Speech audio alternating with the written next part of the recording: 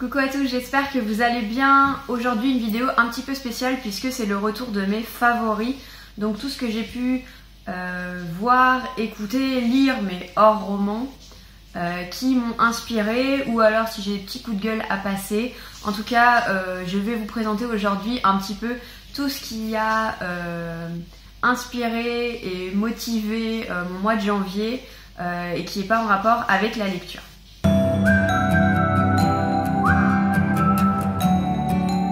Je vais commencer avec une série que j'ai terminée hier, puisque c'est une série qui ne contient qu'une seule saison, d'assez peu d'épisodes. Il s'agit de Equinox. Equinox, c'est une série danoise qui m'a fait énormément penser à Dark. Donc Dark, la série allemande qui est également sur Netflix. Donc pour tous les fans de Dark, je recommande vraiment la série Equinox. En fait, dans la série Equinox, on va suivre une petite fille qui s'appelle Ingrid et sa sœur Ida. Ida, le jour de sa promotion, donc le jour où elle va avoir son baccalauréat et qu'elle aura également 18 ans. Donc au Danemark, il y a la tradition que lorsqu'on a son diplôme, eh bien on part avec sa promo un petit peu boire et faire la fête dans le derrière de camionnettes. Et donc pour slalomer un peu au Danemark. Et Ingrid va voir sa sœur Ida partir le jour de sa remise de diplôme dans ce camion. Elle va lui dire au revoir et malheureusement elle ne la reverra plus puisque tous les étudiants qui étaient dans cette camionnette ont disparu. Seulement 3 étudiants n'ont pas disparu mais semblent avoir perdu la tête, ou en tout cas ils ont un peu disparu de la circulation. Donc il y a un gros mystère autour de la disparition de ces étudiants. Il y a 21 étudiants qui ont disparu ce jour-là. On va partir du coup dans cette semi-enquête puisque Ingrid est devenue adulte, elle a maintenant la trentaine et elle va partir à la recherche de sa sœur pour une émission de radio puisqu'elle présente à la radio. Et on va partir du coup dans les mystères, elle va retourner dans son passé et on va essayer de comprendre ce qui s'est passé. C'est une série qui mêle énormément d'ésotérique. Il y a aussi pas mal de folklore populaire danois que je connaissais pas du tout et que j'ai trouvé très intéressant. Donc on est vraiment dans une série qui est, je trouve, très immersive. On a vraiment l'impression d'être au Danemark, hein, c'est tourné là-bas, les acteurs sont danois et je les trouvais tous particulièrement brillants, que ce soit les enfants, les adolescents ou les adultes, puisqu'ici on va suivre Ingrid, Ida et ses amis à travers différents âges. J'ai trouvé tous les acteurs assez bons. J'ai vraiment beaucoup apprécié cette série, notamment parce que elle se termine à la fin de la saison 1. Donc on a vraiment une saison, début, découverte du mystère, enquête et puis fin, qu'est-ce qui s'est vraiment passé. Donc c'est pour ça que je ne pense pas qu'il y aura d'autres saisons puisque la révélation du mystère a eu lieu. Voilà, j'ai trouvé que c'était vraiment une ambiance très particulière mais très agréable. C'est le genre de série qui est vraiment très sympa à voir en automne ou en hiver et je vous la conseille vivement si vous avez aimé Dark.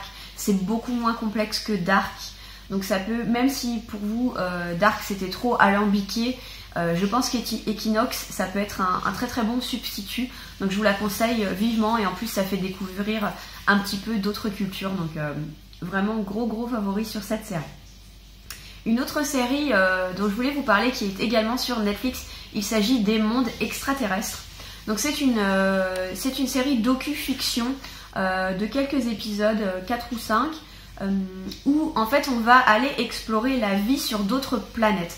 En fait, on a le postulat de scientifiques qui vont, en étudiant en fait la masse, la gravité, s'il y a plusieurs soleils, comment est cette planète, donc ces planètes qui se situent au-delà de notre système solaire, donc vraiment très loin. On va notamment étudier Titan, voilà, d'autres planètes. Et en fait, les scientifiques vont essayer d'imaginer quel genre de faune et de flore il pourrait exister sur ces planètes. Et du coup, bon, à la fois on a des images 3D avec les animaux qui sont vraiment très intéressants parce que c'est des animaux qui n'ont rien à voir avec les animaux qu'on a sur Terre, évidemment, puisque c'est une planète, ce sont en général des planètes qui n'ont rien à voir avec la Terre. Et donc on va étudier ces différentes planètes. Donc une planète où la graphité est extrêmement forte.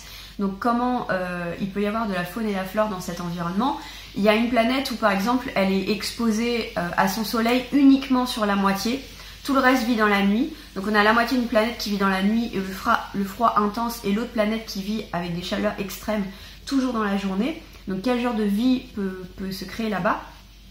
Et j'ai trouvé que c'était une série qui faisait réfléchir, qui était très inspirante. Et si vous aimez tout ce qui est espace et aussi animaux, je pense que ça peut vraiment vous intéresser parce que ça donne beaucoup de perspectives.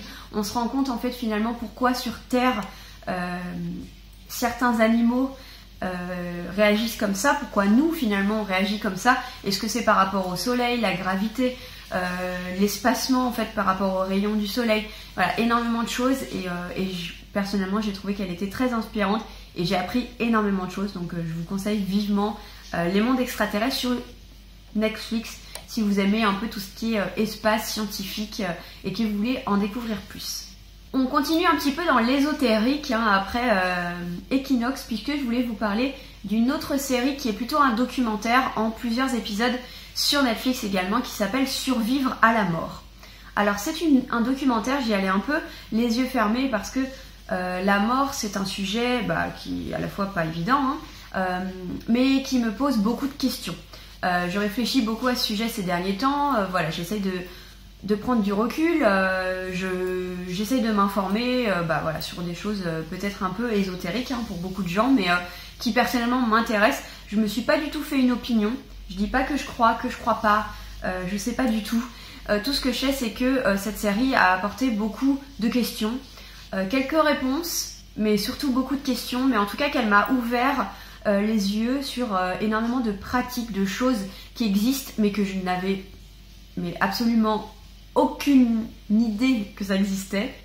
Donc quand je veux dire, je parle de ça, je parle pas de choses ésotériques, je parle de qu'est-ce que c'est vraiment la médiumnité, les médiums, quel genre de médium il existe. Donc par exemple, si c'est quelque chose que je ne connaissais pas du tout, des séances un peu de spiritisme à travers les âges, on va nous parler de ce qui se passait, déjà il y a dans les années 1850, le début des associations, qu'il y a des instituts qui sont là pour vérifier ce genre de choses.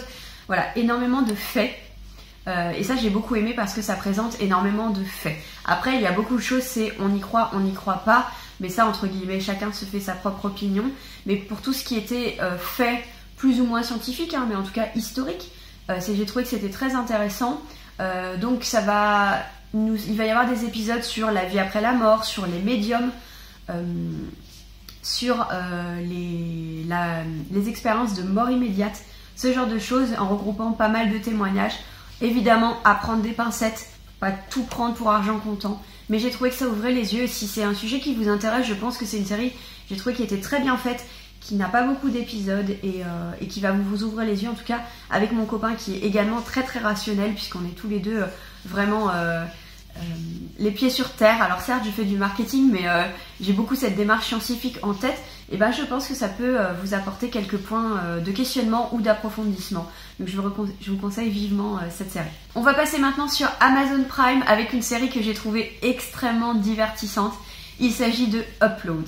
Donc Upload, c'est une série qui est sur Amazon Prime. Pour l'instant il n'y a que la première saison disponible, mais la série est renouvelée pour une seconde saison que j'attends avec impatience, mais je ne pense pas que ça sera pour 2021. En tout cas, je croise les doigts. Upload, c'est vraiment une série qui m'a fait penser à Black Mirror.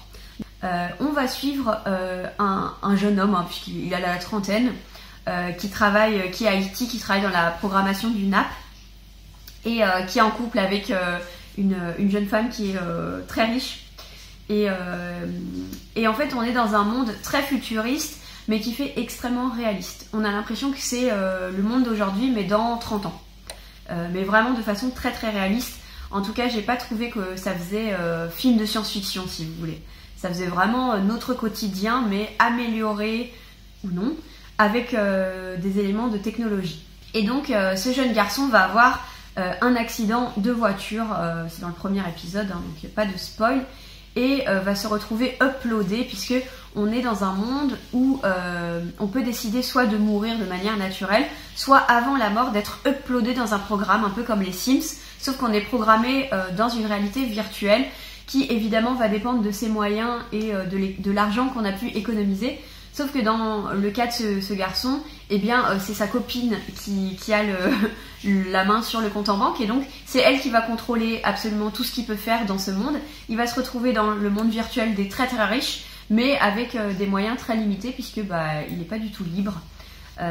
Et en fait on va suivre voilà, différents thèmes, la liberté, la richesse, la vie après la mort, tout ce qui est technologie, et on va également avoir le thème de l'amour, puisque finalement on a quand même un petit peu de romance dans cette série. Voilà, j'ai beaucoup aimé cette série, je vous la conseille à 1000%. C'est léger, voilà, c'est une série légère mais qui aborde des sujets durs et des sujets agréables.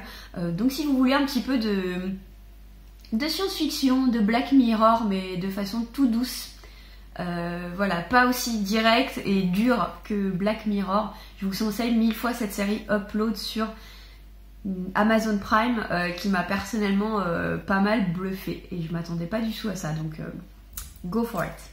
Et enfin, je vais vous parler des 2 derniers formats visuels que je voulais aborder aujourd'hui. Le premier, c'est le dernier Pixar en date, Soul, qui est disponible sur la plateforme Disney+. Alors vous allez dire, mais elle a accès à toutes les plateformes. Oui, j'ai tout.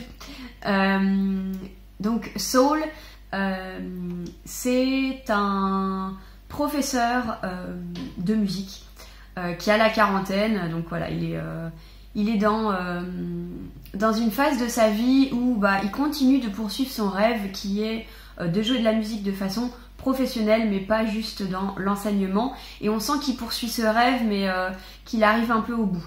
On le sent fatigué, on sent qu'il parfois il a plus vraiment de créativité, de passion dans l'enseignement, et qu'il poursuit un rêve un petit peu vain. Sauf que il va lui arriver une opportunité absolument incroyable au début du film. Je vais dire film, mais évidemment c'est un Pixar, donc c'est animé.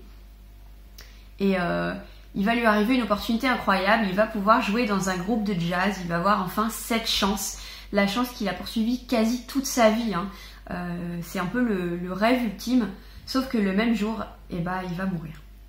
Et on va suivre Saul, cet homme, son esprit, qui va partir dans un monde, dans le monde encore plus Pixar, on va dire, puisque au début, en fait, on est vraiment dans New York, ça fait très très réaliste, franchement.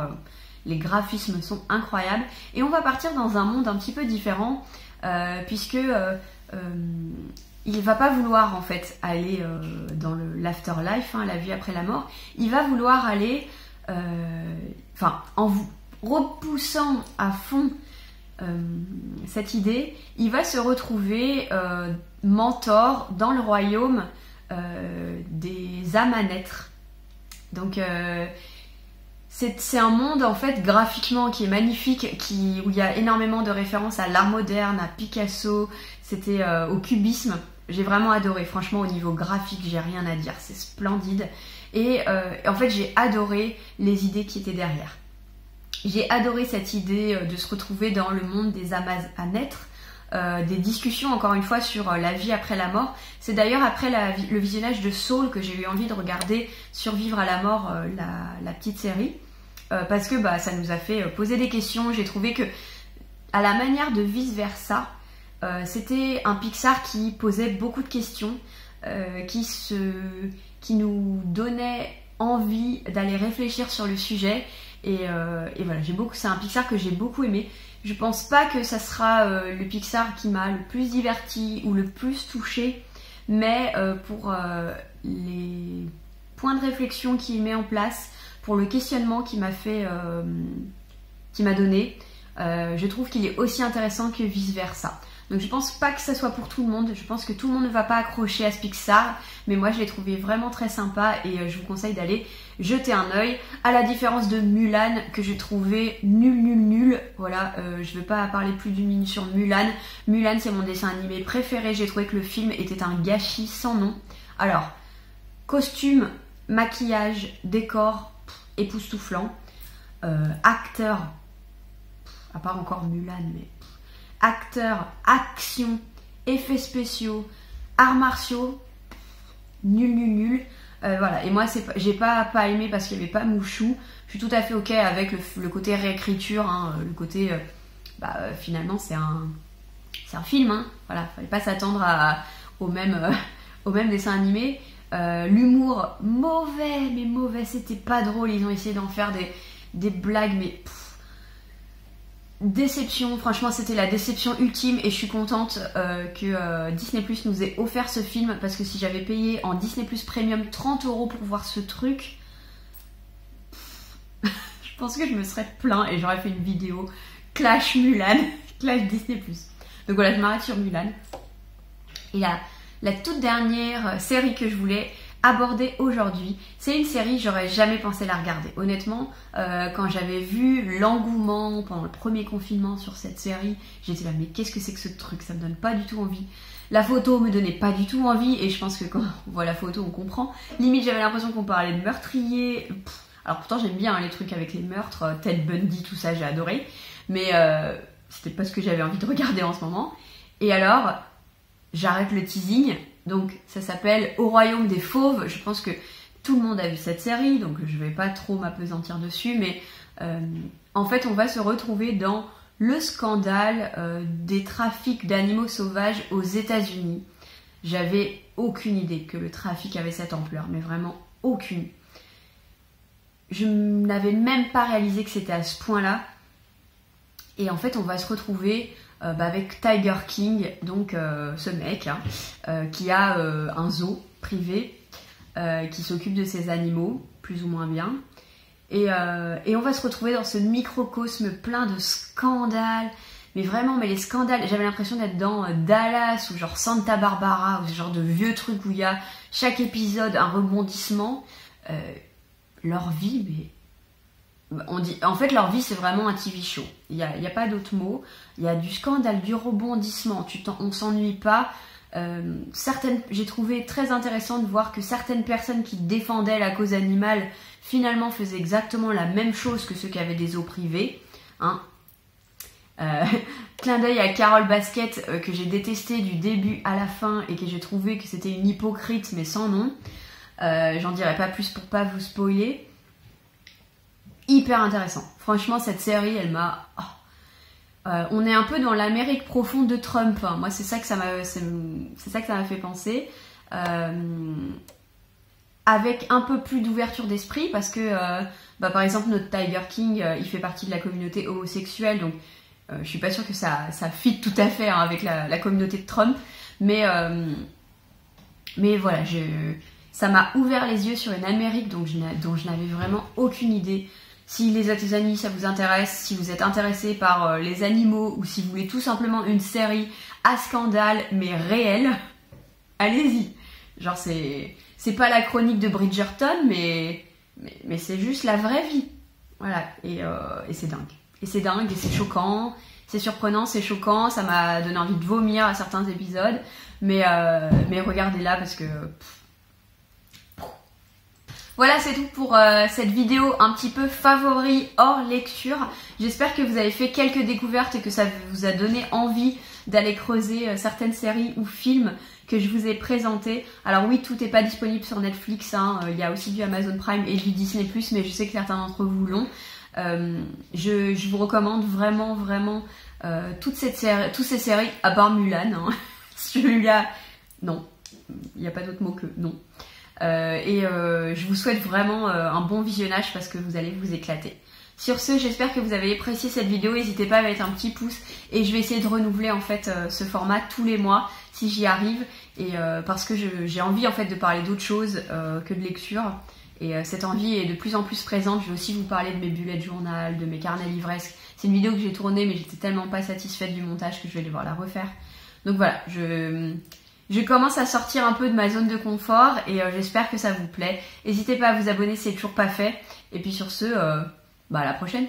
Allez, bye.